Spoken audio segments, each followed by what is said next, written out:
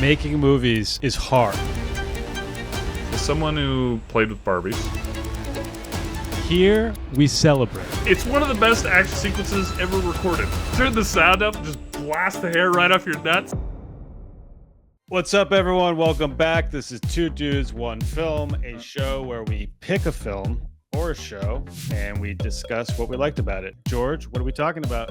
Alien Earth, baby! This is our first show. Woo! Oh, what a show. We thought it was appropriate from where the show is Ugh. pulling its source material from. One of the greatest films of all time, Alien. And speaking of that, the opening of this movie is just, it's Alien. Is that Yaphet Kotto's son? The cyborg guy? It looks like him. And he acts like him. And he acts like him. I'm Chris. Incredible. I mean, obviously, the way that crew interacts, I'm just like, here we go, baby. We're back Alien. in it. It feels exactly like that movie. Even when they wake up from their sleep, like that one dude in the front takes out a cigarette. Yeah, he's just smoking right away. I was like, we're back. And there's the creepy like engineers who are like disgruntled. And they're off, kind of doing their own thing. And I thought it was fun. We're getting way ahead of ourselves, but it was fun how the engineers were kind of explaining some information that we needed to know, which was how like Earth is broken up into different corporations. Oh yeah. He was explaining it to like the kid engineer. Well, and it was also nice how he's like, a lot of good guys or men or people died to get those specimens, and I was like, oh yeah, awesome. So, like great. And then to nail the banter, right? Just the hanging out. The scene blew me away, and what it does is it's exciting because it gives trust to the viewers, right? People are like, okay, here we are taking an iconic franchise and we're bringing it to TV. We've seen in the past some TV shows do a disservice to the film, not come in all the way, maybe financially, maybe not giving us what we need to see and feel visually with the characters and the world building and all that stuff. And just to have this opening scene kind of at least for me, put me at ease and just get me really excited for what was to come, because it really felt like it's like Andor. The detail that was put in the world and the characters that they've cast and put, the actors that they cast for these characters and put in this world, it just feels very real and lived in. And I don't know, it's just perfect.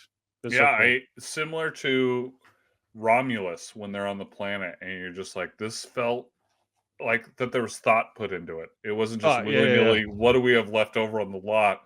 And I absolutely loved the end of that. It's not going to go well. But after that first 15, 20 minutes opening scene, the editing style he does, where he's just doing like quick flashes of all the bad that goes on, I absolutely love that. Now, I don't know if later on in the season we're going to get flashbacks to piece by piece what happened. Yeah. But the way they quickly told, like, and got real bad real quick in like 20 seconds, I was in on it. I wanted to see it, but I was also like, good teaser. Well done, Noah. Very smart teaser. Done. Yeah. And then we should say we've only seen the first 2 episodes. And then we're not going to do all the episodes, but we'll come back at the end and kind of talk about it as a whole, which I think will be very fun. Something that the original movies didn't really get into at all was like the situation on Earth, right? We knew about Weyland-Yutani, and then we knew more about Weyland from the prequel films. Yeah. We didn't get much into Yutani. So I feel like this is the first time we saw. Is this the first time we've ever seen like a high up representative of Yutani in Alien? Yes, I believe so. And I also didn't know about other corporations, but not to jump ahead too much, I'm guessing that's because Prodigy doesn't make it past this show. I'm guessing. It's a good guess. Yeah. So it's exciting to, I remember watching the OG films and being curious to say, okay, Weyland-Yutani is huge. Cool. But like, are there other corporations? Are they competing against anyone else? Right. And now this show is like, yes, there are different like factions of corporations that control different territories on Earth. And now we're introduced to Prodigy and this crazy trillionaire kid, essentially, who's doing this very cool thing. And this is what I love about the main character. She is it 12 or 14? 12. 12-year-old girl who is dying. and they offer her this opportunity to transition her mind into a synthetic. Like, what a fun twist Right. on the main character and her companions, I guess, right? The other kids that do the same thing. And And they're you're all Peter Pan characters, they're right? all Peter Pan, right? Yeah. They we saw Wendy, she's Wendy. I think I saw what other, like, a Shmi, Yeah, they're and all named after after the Lost after Boys, right? after the various Lost Boys. Yeah. It Um, was I mean, the original is Jason on a ship type of deal. The second one is an army movie against aliens. And then various iterations of this movie, which I love, including Romulus, have just kind of been like alien survival movies. And one of the things I really loved about Prometheus and Covenant, in particular, is they started to introduce like bigger ideas. right. And that was a cool thing that this show is doing too. Like, what's it mean to be human? Who are we? What's our purpose? Like, I like that this They're show's essentially digging in. saying, is she human anymore? Right. Because of the situation she's in. And as the show is progressing, even the trillionaire guy, I don't remember his name. Boy something. He goes by Boy. That's his first name. He was even stunned by the way she responded to seeing her brother, Right. and He's kind like, of "Oh, like, you almost look human." And then right, he throws the ball at her. That was sick. Yeah. almost shocked that it was working, or whatever he was built Yeah. was actually like this thing that he could see it. Maybe he could see success here with this situation. So there's Um, synthetics, which is my boy from Justified. What's his name? Timothy Oliphant, Timothy Oliphant. So there's synthetics. Then there's cyborgs, which are humans with enhancements, and and that's that's the first time we've seen that in this world too. I don't think we've ever seen that before. Yeah, we have cyborgs who are human and partially robotic, which is They interesting. have their body's been augmented in some way, right? I Like, feel like the alien knew too. There's one point in particular that the alien like hesitates to eat him, and I'm like, right. Yeah. And he's also a little bit emotionless, which was interesting, which we'll talk about in a second. Anyway, so there's synthetics, totally fake, cyborgs, humans with fake parts, and then what are these new things called? They're just called synths. What are their name? Hybrids? It Yeah, says it. they're a hybrid. They're hybrid. Well, it's a really cool idea. My intuition says that Babu's character, there's something more to him because he seems so driven. So, can we talk about this for a sec? Yeah. Maybe this is a Dennis is dumb or we are dumb segment. We are dumb. When the ship was first crashing, Yes. I thought maybe he was an inside job for Prodigy. Like, he was purposely No, I crashing, still think that's true because there's a point where he says, "Where's Kindervich or whatever?" but the boy genius, was shocked that this ship was there. And I think it's a misdirect because you he think it's a says misdirect? when the search and rescue guys show up and he ties them up, he says, "Where is the boy genius?" And they're like, "I don't know." But he's tying up his own people. He's preventing the boy's people No, from because accessing. all he cares about is getting that specimen because I wonder if he's trying to get it to the highest bidder. There's something going on there. So you don't think that dude, the cyborg, you don't think the cyborg is working for Wayland Yutani? I think he might be a plant or he might be working for the highest bidder and he knows what he's got his hands on. But he's not working for the people that own the ship originally, which is Wayland Yutani. No, he may be theoretically getting paid for them and they think he's working for them. I wonder if he's actually a hybrid who works for Prodigy or something like that. It's come to reveal. Well, he's not a hybrid because he's cyborg. And I wonder if he was a prototype because at a certain point the alien doesn't kill him, and I was like, "What? Remember the alien's just kind of sitting there, and then the soldiers interrupt him, and the alien The goes alien and kills comes him." up behind, yeah, Yeah, and I was thinks just there's like, something different about him. and Yeah. he's so limited in his fear at a certain points, or like when he's in talking to Mother, he's very just like, ship's gonna die, and then the alien bursts in and it drools on him, and he's pretty emotionless as That's that true. door's closed. Like, It seems like there's too much lack of there's a lack of emotion for somebody who's human with some it cyborg feels like a choice, implants or and whatever. I'm just like, oh, this guy. And the fact that There's he something asked for going that on here. dude, I'm like, oh, there's something going on there. I gotta say, I was all in. I love this show. It was awesome. Another story element, which I thought was so cool and so unique, is like, yes, this is a movie about the alien, Uh-huh. but what's amazing about this is they've introduced other alien life forms, Which and had never been done. that's bold, right? Because you feel like you're competing against what we're all here to see, Right. which is the alien. I was And surprised they showed the alien. I thought we wouldn't see the alien until the finale or something. Like it's no, all building up to it. they made it clear, right? They were like, "This is what you came for. Yeah. We're gonna have fun with this." But So they've also introduced us to some pretty unique organisms, life forms that are scary in their own right, but also like for some reason, which I was very happy with, are not competing with the main show.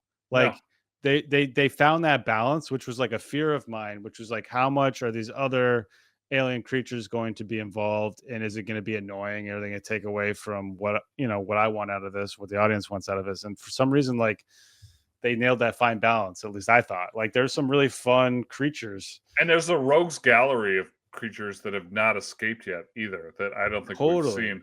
Right. Because all we've seen is the main xenomorph, who maybe or maybe did not lay eggs. I'm not clear on But see, that. that's confusing too, because that's not like a mother from Aliens. That's a normal alien. So maybe there's a but where did those eggs come from? You know what I Unless mean? they took those eggs from wherever the ship went And to. they just left them in the open. Anyways, we don't have Lots to. of questions. Lots of questions. But so there's the alien. There's that eyeball thing, which Which, when it started in the cat, was really messed up, Like, man. that That's was traumatizing. that was terrifying. There's those weird bug monsters that suck blood. Like ticks. Yeah, and then I think that plant monster was a different one, or did those tick monsters become that thing?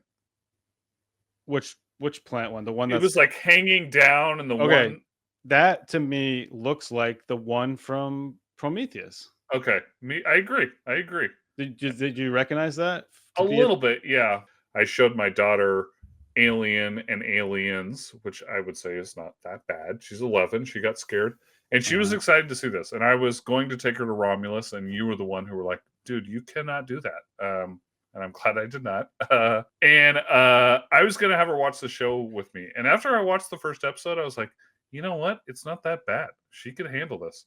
And then we watched the second episode, or I watched the second episode, particularly that party scene, followed by the soldiers in the hallway scene, and I was like, "Oh yeah, this is not a kid's show." Oh, he goes. I didn't think it was that gory of a show until that scene, and I was like, "Holy!" When that guy's crawling away like Saving Private Ryan style, missing his back half. missing his back half, I was like, "Oh no!" That was awesome. What do you think was the plan with the ship, though? Like, we've talked about him and there's something fishy going on, but like, do you think he released those creatures onto the ship to kill the crew, or do you think it was an accident? Doctor did. Everyone went to bed, and that one doctor is like really weirdly looking Yeah, at those.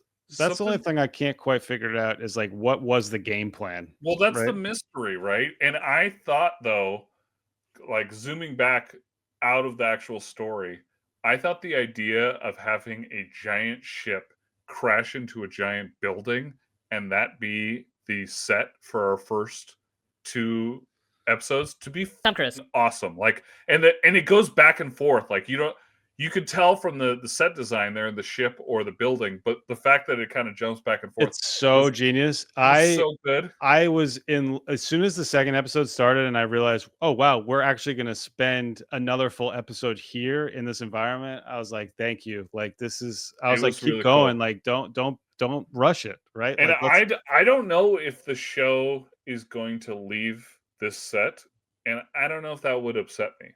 Like, it's quarantined, obviously, of this building and this ship, and I could see a world in which they're kind of sending people in to control this, and it's getting more and more out of control. okay. But it's Well, I mean, contained. let's jump into that then. Let's Okay. talk about the season to come. Okay. What do you think is going to happen? I'm with you. I'm not opposed to staying in this environment for longer. I think it's so cool what they've set up and established, but I think we have to assume something beyond that is going to happen, right? They did introduce this Neverland Island, quite a bit. Are we going to find our way back there? Are they going to bring these creatures back there? I think there's still so many mysteries to unpack with Yeah. Babu's character and the fact that the brother who is human and doesn't seem to be a soldier. First of all, what happened to the other two soldiers? He gets chased by the alien and they run away. So there seem like mainish characters that are still on the loose. Right. We have a building full of people, presumably. Not all of them have left. We have the brother who gets snagged away by an alien. And now we know that that's not the end of the line for people. So I'm wondering if he gets put in the cocoon and a face hugger gets put on him and he gets taken back to Neverland after that. I really want to see a showdown between the Utani team that's on arrival and whatever Prodigy stuff that they got, right? What kind of boxes do they have, Right. Yeah, what are they sending in? Yeah, I hope that happens. I hope we spend some more time here, but I also wouldn't be surprised if they pack up all the stuff and bring it to Neverland and we're there because it is for an the island remainder of the season. It will. I am guessing that it will be contained. However, they decide to do it. If they get all the creatures and get them to Neverland, that kind of saves the whole world, right? Because they're all contained on the island. Does Wendy's brother live? I think so. No. Yes, I do. It would be a bummer. It would be a bummer for her to lose him. Like, do you mean between episode 2 and episode 3? No. I mean in general in the series. I don't think any of the people are going to make it out. Oh yeah. Okay. Yeah. So you think Wendy doesn't make it? I don't think Wendy makes it. No, because these creatures are never seen again. These like hybrids are never seen again. Neither is Cyborg. Well, they gotta kill them. Somebody has to win against these creatures, right? And I think the alien is going to kill one of them soon, and they're going to be like, "Uh-oh, we're not indestructible," and they're little kids, so they're going to freak the fuck out. Absolutely. I also think Kirsch, our boy Timothy's character, who white hair looks awesome on, so good. Badass. I feel like he's not surviving the season. No, I don't think so either. Because he talks so much about like we don't need fear; it's for animals. Like, yeah, obviously he's going to be scared and run away. Like they are giving us Chekhov's gun so hard. I got a feeling he's going to chicken out when he's needed most, and I love what he's doing too. I love what he's doing. I really like it. I'm guessing Prodigy is going down, like you said. They're going to be. It'll be a failed corporation, and the whole miracle that they pulled off with these kids is that's probably it, right? It's probably if any of them survive, they will be the first and last, potentially of this whole situation, which is interesting. I think it's impossible to truly guess what's going to happen, especially given Noah Hawley's track record with taking these movies, these IP movies, and truly just making them his own and going off in wild directions. With Legion to some extent, but Fargo is like exhibit A of just like, oh, I didn't even know you could do that in this little world. And so I think he's going to do something really cool with it. And I'm very excited for the show. I will watch this every Tuesday. Socks off moments. What was your socks off moment? I had two. I had the opening to me was so important. That's easy. To the show. Uh-huh.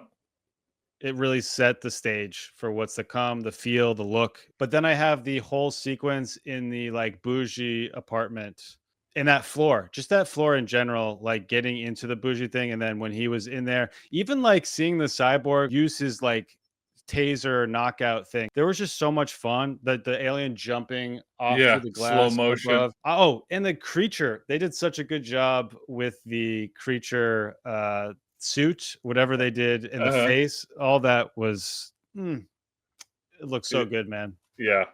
I agree with you on the first one, socks off, but that's too easy. And going back to what I said earlier, where I was like, oh, this show's not going to be too gory. It is on cable. the party when you just hear everyone screaming and then you see them. Yeah. And then there's a point where the cyborg's like, I'm not the thing you should be scared of. And the alien pops out. And So when you see what the alien's done and the blood, it's like a Jackson Pollock painting all over the place. You're just like, oh, Chris. they're going for it. Like, it so is good. gruesome. There's one point where he does the little mouth thing that comes out of his head. And he rips the soldiers like face off. Like, it shows the soldier. And you're like, oh my God. Like, so good, dude. yeah. So the little kid in me who loves this franchise was really, because they're not always gory franchises. They're scary, but they're not always gory. And this was like, oh, you're making this like a body horror movie. Like, it was pretty awesome. Best death. Let's talk about that, because one of those moments, the one you were just describing, is a contender for best kill. So he meets up, he's on that penthouse floor, whatever it is, and he runs into a soldier that's a friend of his, and we have the iconic slow turnaround. There's the alien. We get the close up of the alien, the mouth, the saliva coming out of its mouth, and then the mouth within the mouth just busting his face open. And it looks so good. So that's and not only that, but he grabs his face and the guy's shooting everywhere. Yeah. We got the iconic sound of the pulse rifle blasting as he's getting flipped around. So that's a contender. I guess we have the two soldiers that get killed by the ticks things. Yeah. That was gross. Brutal. We get the girl who's gotten locked out of Mother's ship, who gets beat up by the alien, and then he kills her. That was a brutal one. Brutal. I guess we have all the rich and famous people just getting slaughtered. I guess it's them, and then the other soldiers too. And then the other soldiers. My favorite one and my winner, which I guess it isn't a kill, but it was the most gruesome for me, was, we already mentioned it, was the cat, man. I was like, what's this zombie cat? What's going on? And when you realize it was that eyeball monster like controlling it, I was like, oh no! Like, I love fun humor too when they trap it in like the pan. They're trapping it, just like, don't open that, it's a monster. Like, that was my favorite. I guess you could call it a kill. I don't know what to call it, but that was Hot take. Alien, the xenomorph, is the ultimate monster of all time. There is nothing better. There's no serial killer and there's no monster more scary and impressive than the xenomorph, is my hot take. There's nothing better. It's really amazing to have the name Alien as the name of your franchise, and to have really nailed the creature, right? So good. Names, I mean, honestly, name anything better. There are amazing, scary. I don't think anyone's ever going to create a alien race creature in a future film that will ever be better than. And this is no disrespect to the Predator or to the Velociraptors in Jurassic Park or like all the other amazing creatures. The perfect organism. Yeah, serial killers and Jason and Freddy, like all these scary witches, like Hereditary. Like, there's a lot of scary stuff out there, but xenomorphs to me are the number one. And it's fun. It's fun to see. So this isn't a hot take then. No. Well, it might be for other people, but we agree. But it's fun to see like a Fassbender in the prequel movies, like go all in on perfection. Of the creature. We could do a whole episode on him in Prometheus and Covenant, which is even more incredible. Like the scene with himself teaching him the flute is. He needs an Oscar. Science. I remember watching it with my daughter, and she's like, well, this is not real, right? And I said, well, these particular aliens are not real. What did she like shudder at that? A little bit. And she's like, what do you mean? And so I'll tell you some of the same things I told her, mostly about parasites. Because about 40% of all animals on the planet are parasites. And that's what these animals are, essentially. Oh, that's all they are, is parasites. We've talked about this before. I work with snakes, and people are always like, I don't like snakes and blah, blah, blah. But there is an animal. Have you ever heard of a tarantula hawk? I've never heard of a tarantula hawk. Okay, so they're large wasps with orange wings. Okay. And what they do is they get into these epic battles with tarantulas. And sometimes the tarantulas win. They'll bite the hawk and kill them. Sometimes the tarantula hawks, though, win, and they sting the tarantula and they paralyze them. And tarantulas are big, but tarantula hawks are strong.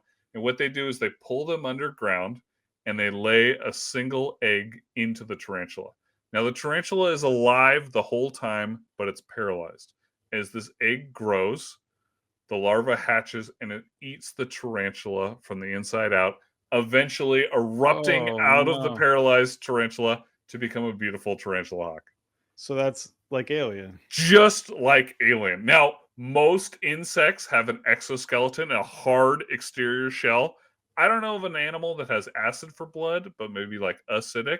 So we've already So the established. probability of a creature existing on another planet somewhere in our universe that performs similar functions is entirely possible.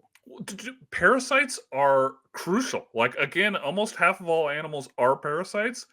And I forget the number, but it's like 3/4 of all food webs depend on parasites because they keep host populations in check. Because if Wow. you didn't have parasites, there'd be too many hosts polluting toxins, hosts such as humans on the planet Earth. And so you need a parasite to come in and to control them a little bit.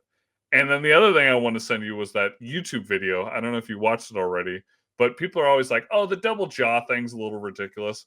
But all you have to do is look at a nymph from a dragonfly because they literally have this detachable jaw that they No use way. that juts out, grabs their prey, and brings it back. No Just like way. Alien. James Cameron stole that. I wonder Ridley if Scott stole that I wonder if Ridley Scott, whoever created Alien, easily. Oh, easily. These was things are taken just from that. giant insectoid parasites. They're just much larger than most parasites. Oh, But that's they cool. have the same life cycle as animals here on Earth.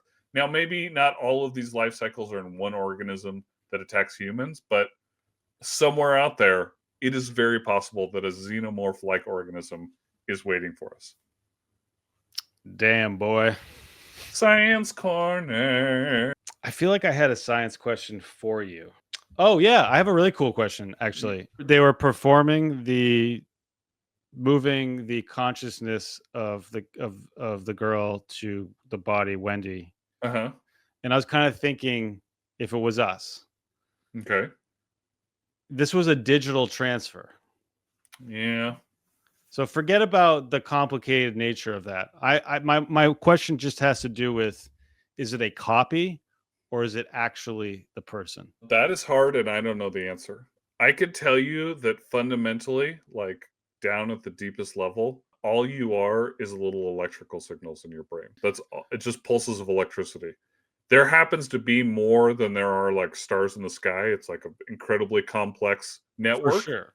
But if we could map that, all it is just electrical pulses from But one like nerve if to another. I with my brain close my eyes, Uh-huh. I am me. And Well, then I open up my eyes and I'm in another body. Do I think it was me originally, but the original person is now dead? That's my question. Like, is the only way for the original person that closed their eyes to actually take their real brain and put it in the brain of the oh, same I see person? what you're saying. No, I think they'd be copies, and I think that if the young girl was still alive, they'd both be looking at each other, being like, "No, I'm me. No, I'm me." So it had to have been a copy, It right? has to be a copy. I don't know, unless they took Unless you're actually physically moving the brain the into the brain synthetic. and the spinal column, which would be the central nervous system. You'd have to take both. Okay. Otherwise, it's just a So it's copy. probably a copy. I mean, it is a copy. Yeah. It's a copy. Uh, But like they're essentially lying to her then. They're saying yeah. Oh, there's a lot of lying here. no, I know, She's but got to keep it a but secret. the idea that you are living on is false because a copy of you is living on, but not the person that is living in the human Didn't host. they make a Black Mirror episode about this? Yeah, I'm I pretty don't know. sure. I don't know the specifics of it, but I would call it a copy for sure. Slop 10. All right, are you ready for the Slop 10? I'm ready. Okay, so this is for Noah, but these are the Slop 10 TV shows that were based on movies first. Not verbatim necessarily, but these are my favorite TV shows. Are you Okay. ready for this? Wow And me. feel free to add some if you could think of some. Okay. And the caveat was that these weren't made for TV movies. These were cinema movies first. Otherwise, Battlestar Galactica would have been like 1 through Right. 10. As we all know. As we know. Okay, so number 10, which was a show I really enjoyed, at least the first season, Bates Motel. I think they did a great job taking that world and fleshing it out. Did you ever watch it? I never watched it, but It was really I good and think I've really heard some dark. decent things. Yeah. Yeah, it was a great show. Number 9 is Jack Ryan, starring John Krasinski. Okay, fair. Amazon fair. original. What was the first Jack Ryan movie? Was it Hunt for Red October? Yeah. Yeah, Baldwin was the first one, and then came your boy Harrison, 2 Harrisons. and then there was that one. And then there was a Ben Star Affleck. Trek. Oh yeah, Ben Affleck did one. And then there was a Chris Pine one. Chris Pine, and now John Krasinski. Yep. Holding it down. Number 8, Mr. and Mrs. Smith. The show was awesome. The show was amazing. Yeah, and I really wanted to come back. I hope there's another season. Yeah, it's really good, and what they did just based on that movie was incredible. Number 7, Westworld, which a show I didn't finish, but goddamn is that first season the amazing. show was just big swing after big swing. They really went for it, and that's yeah. How many seasons were there? 4? Well, I want to say 3. Yeah, I only watched the first one, and I loved it. I'll probably watch the rest of them eventually. Number 6, What We Do in Shadows. Have you seen the show or the movie? So I've seen the show, but Yeah. I've been told that I must see the film. The movie's hilarious. The show is one of those like not underground. It's a show that not a lot of people watch, but the ones I do watch are like diehard They're fans. really into it. And I haven't watched every episode, but I love that show. It's so funny what they do. And like you said, taking swings, like they go in some weird directions, like the energy vampire. I really enjoy that show. It's a great one. Number 5 is maybe a show you haven't seen before, but this show is dynamite. It's called Parenthood, based on the Steve Martin show movie. Oh, it's Keanu Reeves is in it. It's a really good movie, and the show it's kind of tear bait, but it's like sometimes good. You need that. It's good TV watching. Okay, number 4, my boy, Reacher. I love him so much. I love the show so much. I love the movie. The first show movie. Based off a movie based off a book. Don't shit on my list. They all are. The Jack Ryan. Yeah, Jack Ryan too. Yes, this is a book. I am a dad, so I've read some. Okay, how about this one? Number 3. I can't believe I'm putting this on my list. Something's changing inside of me. The Haunting of Hill House. Did you watch that show? I love that show. I love it. One of the scariest viewing experiences of my life. That was a movie originally? Based on The Haunting, and then there was another movie from like the 60s that The Haunting is based off of. Yeah. Okay. So movies first, and then really turned it into a show that is just phenomenal. I love who's it? Mike White? Flanagan. Mike Flanagan, yeah. Okay. Number 2. One of my favorite shows of all time, especially the first season, is Hannibal.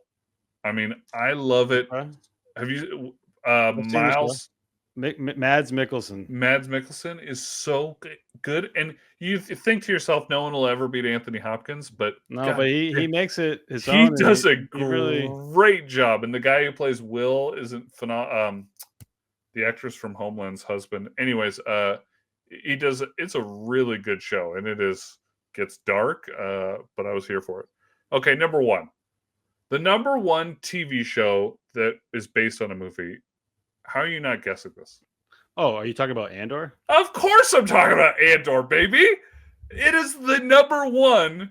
This is true. This is my favorite show of the last couple of years. Yeah, come on. How do you not know this? I mean, this is one of, even if you're not a Star Wars fan, it's one of the best shows ever made. Yeah, no duh. I hope Alien Earth makes it up on the list, but Andor just can't. You can't top that. You can't top it. That was peak Star Wars, baby. You don't even need to like Star Wars. It was just peak TV. Yeah. It was peak TV. So that was my Slop 10. Honorable mentions, Friday Night Lights, original movie with Billy Bob Thornton. Wow. That's so good, dude. I love the TV show Friday Night Lights. Right. That so was does my wife. Incredible. Yeah, that was so great. I think they're rebooting it. The show?